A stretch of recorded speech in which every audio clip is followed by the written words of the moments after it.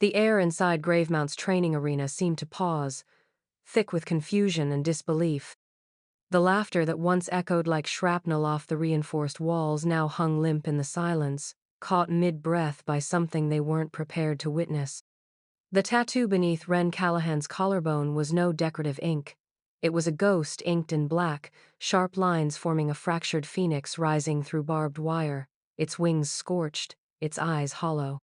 Someone near the sparring mat stepped back. A cadet's voice cracked in a whisper. That's not possible. It wasn't just a tattoo, it was a mark.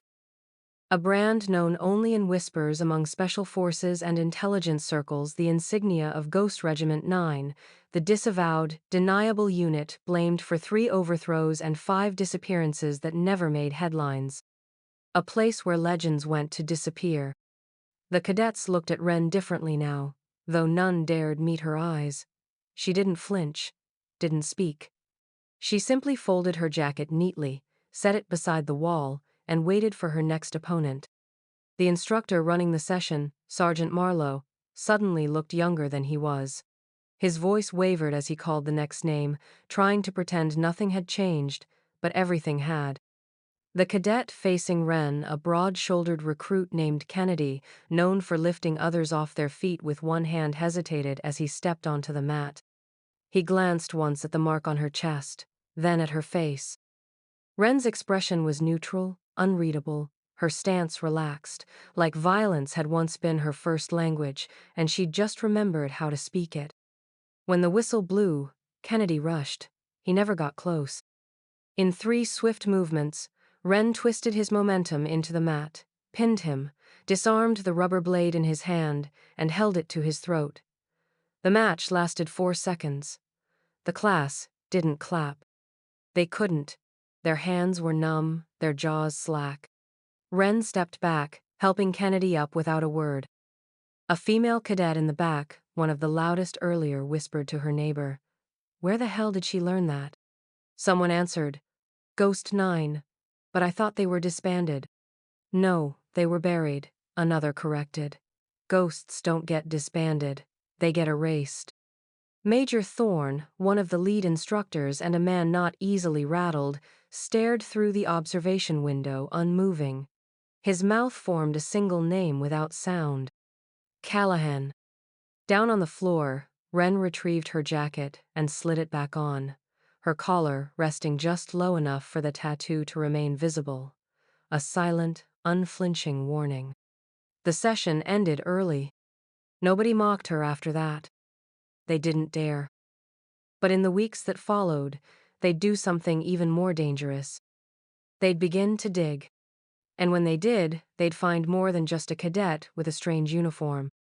They'd uncover a name whispered in failed missions, an operator presumed dead, a scar left in classified files. And the man who betrayed her would learn the one lesson he thought he'd buried. Ghosts never forget. She came in wearing the wrong uniform, but now they'd all realize she was always the right target. The air around Gravemount Security Academy hadn't been the same since the ink below Ren Callahan's collarbone came into view.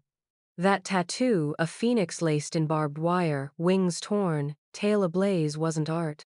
It was a cipher, a scar worn with purpose. The emblem of Ghost Regiment 9, the unit so black ops it was denied even in classified circles. A whisper behind closed doors, a ghost behind every unsolvable strike. The instructors tried to keep things normal, barking orders, enforcing drills, but the cracks showed. Cadets who once scoffed now glanced over their shoulders before speaking. Their jokes died in their throats. Even the cockiest among them wouldn't meet Ren's eyes. Some of them started shadowing her in training sessions, imitating the way she walked, the way she adjusted her grip, the way she seemed to breathe in the rhythm of danger. It didn't matter that they didn't understand what they were copying, they just knew it worked. "She has to be a fake," one cadet muttered in the mess hall, pushing his food around his tray. No one that young could have served in Ghost 9. Unless she wasn't supposed to. Rumors spread like wildfire. A girl conscripted at 16, pulled into the shadows because her precision beat military algorithms. Another claimed she once held off a rebel ambush with a broken scope and 1 round. But the one detail they all agreed on was this: that tattoo didn't lie. Major Thorne summoned her after nightfall, long after the cadets were dismissed. His office was dark, the only light coming from a desk lamp illuminating dusty folders and a near-empty glass of whiskey. He wasn't wearing his usual uniform, just a faded t-shirt that stretched over a chest once chiseled by war and now softened by regret. He didn't stand when Wren entered, just stared. "I knew a man once," he said quietly. Said he saw Ghost 9 wipe out a stronghold before he even finished the recon drone flight. 1 shot. 10 bodies dropped like whispers. No trace. Wren didn't blink. He wasn't lying. Thorne leaned forward, sweat glistening on his brow. That mark, that team, they were never meant to exist. "Exactly," she said, her voice even. "And yet here I am." His voice dropped to a whisper. "What are you doing here?" Wren tilted her head slightly, like she was weighing whether to tell him the truth or let him sit with his ghosts. Then, finally, "Ghosts don't die, Major. We just stop needing names." Back in the barracks, silence followed her like a shadow. The loudmouths now mumbled, "Ma'am," as she passed. Others tried to fold their laundry the way she did. Some even shaved their heads short, assuming that's where her power lay. She ignored them all. Their mimicry was background noise. Her focus was razor sharp, fixed on a single name etched into the Academy's instructor roster. Lieutenant Briggs. A name that tasted like blood and betrayal. She remembered the heat of the Syrian sun on her neck, the dust caked in her teeth, the signal that never came. And Briggs already gone, his exfil chopper rising as her unit bled on sand and silence. She hadn't come to Gravemount to prove herself. She'd come to remind someone what unfinished war felt like. The sun had barely crested the hills when the sirens blared across Gravemount's simulated urban warfare zone. The cadets, suited in tactical gear, stood rigid at attention, adrenaline lacing their veins. This wasn't just another drill. It was the final simulation, a full-contact operation meant to mimic the chaos of an urban hostage crisis. Civilians to protect, sniper nests to dismantle. Enemies with live paint rounds and real bruises. The operation was brutal by design, meant to break the weak and crown the elite.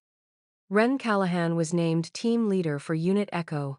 The announcement was met with sideways glances and tight jaws.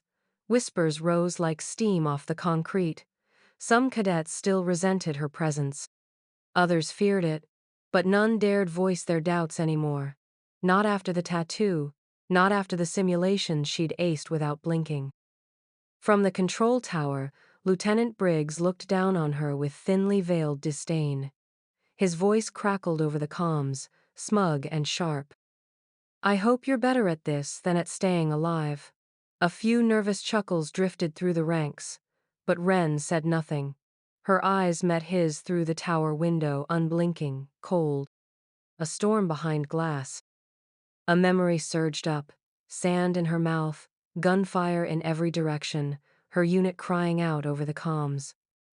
Briggs's voice promising coordinates, cover, backup, and then silence. His signal disappeared. The exfil chopper rose, and she watched, crawling through blood and dust, as the man now standing above her left them behind. The simulation began with a boom. Wren's boots struck pavement like a metronome of intent. Her voice cut through chaos crisp, commanding. "Sector 2 flank wide. Roof team, advance on staggered intervals, no wasted motion." Her squad moved like they'd trained together for years, not days. Hesitation was gone. They followed her not out of respect, but because instinct told them she wouldn't let them die.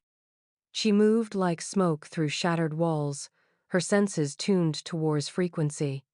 The enemy fire was precise, the sniper posts well hidden, but not from her.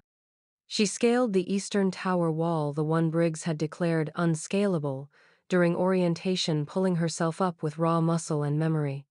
No one had ever made it past the second level. She made it in 45 seconds.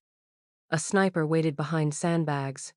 She dropped him with a clean paint round between the eyes. The scoreboard flashed red target eliminated.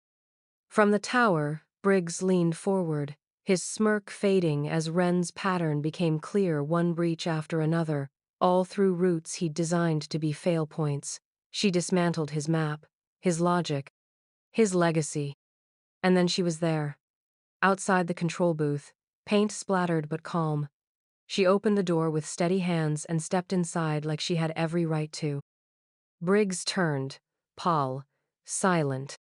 She looked him in the eyes and said, "You left Ghost 9 for dead. I lived, now I lead." He stepped back, his composure cracked.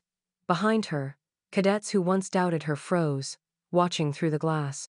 Instructors looked to each other, unsure of what protocol applied when a ghost came knocking. The final simulation ended with a deafening siren. The scoreboard flashed in red and gold. Mission success, 100% precision. Team leader, Wren Callahan. Wren turned and left without a word. By morning, news of the confrontation had spread through every hall, mess, and locker room. Lieutenant Briggs resigned without ceremony. A quiet notice on the bulletin board replaced his name. Some said he'd transferred, others knew better, he was finished. The academy offered Wren an instructor role before lunch, a badge, a permanent title. She declined with a single sentence, "I'm not done teaching the field yet."